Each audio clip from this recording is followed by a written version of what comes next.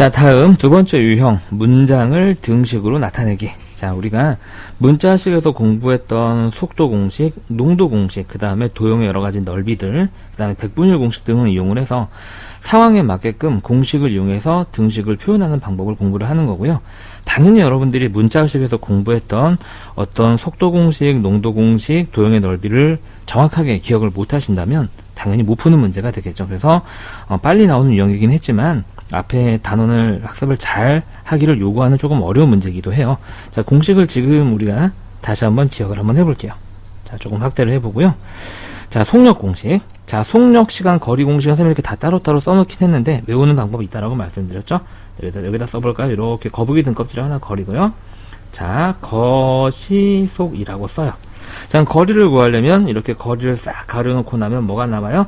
예, 시간과 속력이 남죠. 그래서 거리는 시간 곱하기 속력, 이렇게 우리가 기억하면 조금 편하다라고 그랬고요. 자, 거꾸로 이제 우리가 시간을 구할 때는 시간을 싹 가리고 나면 뭐가 남아요? 속력 분의 거리, 예, 이렇게 외우면은 편하다라고 말씀드렸죠. 네, 그래서 우리가 자, 거북이 등껍질을 꼭 기억을 하자. 자, 그래서 속력은 시간 분의 거리, 이건 초등학교 6학년 때 공부한 개념이고요. 시간은 속력 분의 거리, 거리는 시간 곱하기 속력이다. 사실은 여러분들은요, 예, 조금 공부를 나 조금 더 잘하고 싶어, 수학을 조금 더 능수능란하게 하고 싶어 라고 하시는 분은요, 이거 머릿속에서 이미 이 공식이 머릿속에 있어야 돼요. 그죠? 이거 공식이 뭐였더라? 거북이 등껍질 그려봐야지 라고 해가지고 찾지 말고, 이게 속력은 뭐, 시간은 뭐, 거리는 뭐 하고 바로 탁탁탁탁 나올 수 있을 때까지 미안한데 암기를 하셔야 합니다. 자, 그 다음에 밑에 농도 볼게요. 농도는 소금물분의 소금 곱하기 100이라고 우리가 앞에서 공부했죠. 농도는 소금물분의 소금 곱하기 100. 그리고 소금 공식은 100분의 농도 곱하기 소금물이다 라고 문자식에서 공부했습니다. 그런데 이 두 개 중에서 굳이 조금 더 중요한 공식을 우리가 공부를 하자면 소금을 구하는 공식이 훨씬 더 중요하다라는 거 꼭 기억을 해 둡시다. 자, 그래서 사실은 이 유형의 문제는요, 우리가 그 다음 단원에 1차 방정식의 활용이라는 단원을 배우는데, 그 단원은 어떤 걸 공부하는 단원이냐면 어떤 주어진 상황을 한글로 설명을 해주고 그 상황을 우리가 지금 배우는 방정식으로 세워서 그 다음에 푸는 역할을 공부하게 돼요. 그래서 주어진 상황을 얼마나 수학적인 식으로 논리적으로 오류 없이 표현하느냐 라는 거를 공부하는 사실은 조금 굉장히 어려운 단원인데, 그거를 미리 맛보기로 푸는 유형 문제다 라고 생각해 보시면 되겠습니다. 자, 그래서 자, 1번부터 한번 가볼게요. 밑변의 길이가 x, 높이가 y인 삼각형의 넓이는 8이다 라는 걸 식을 세우게 되면 삼각형의 넓이는 밑변 곱하기 높이 곱하기 2분의 1이죠. 그래서 밑변 곱하기 높이 곱하기 2분의 1을 한 게 8이다. 우리 문자식에서 곱셈 생략한다 라고 그랬으니까, 자, 숫자 쓰고 문자는 알파벳 순서대로 이렇게 쓰게 되면 이렇게 등식을 세워야 되겠죠. 네, 다르네요. 그래서 1번은 틀립니다. 자, x와 85의 평균이 80이다. 자, 평균은 우리가 어떻게 구하죠? 두 개를 더한 다음에 더한 개수만큼 나눈 게 평균이 되겠죠. 그 평균이 얼마다? 80이다. 네, 85와 x를 더해서 2로 나눠야 되는데 이 식은 곱했네요. 그래서 얘도 올바르지 않습니다. 자, 가로의 길이가 5, 세로의 길이가 x인 직사각형의 넓이. 직사각형의 넓이는 우리가 어떻게 구했죠?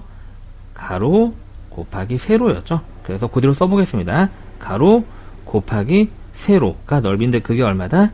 20이다. 곱셈 생략해서 간단하게 나타내면 5x는 20. 근데 여기는 2차항이 있네요. 1차항인데, 그쵸? 틀립니다.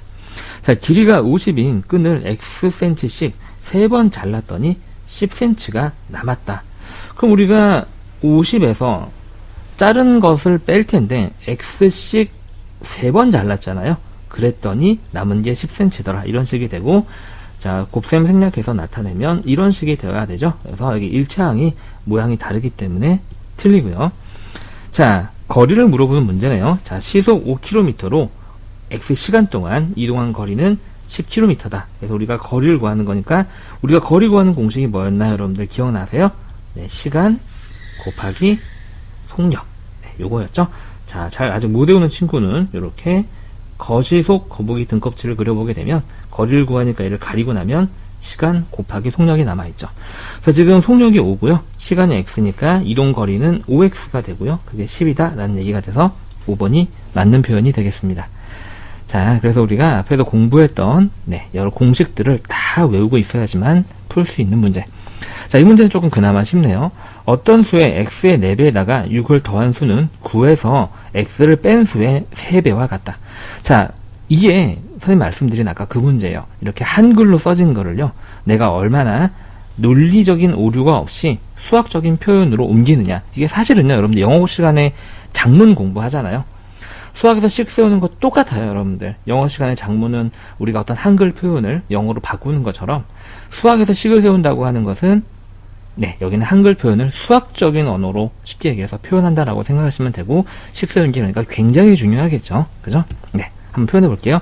어떤 수의 4배, 어떤 수 x의 4배를 먼저 한 다음에 거기 6을 더한 수, 이 더한 수가 있는데 이거 이렇게 더해서 계산한 수가 9에서 x를 뺀대요.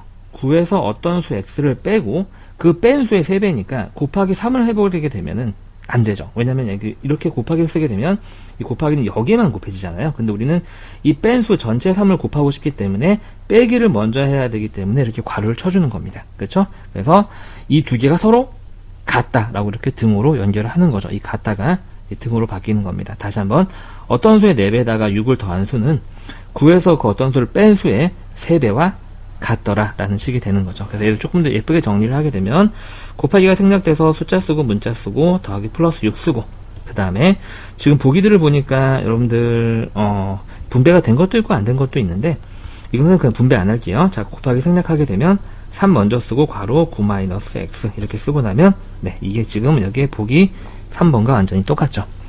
우리가 이렇게 해서 네, 조금 중요한 유형 문제를 공부를 해봤습니다. 고생하셨습니다.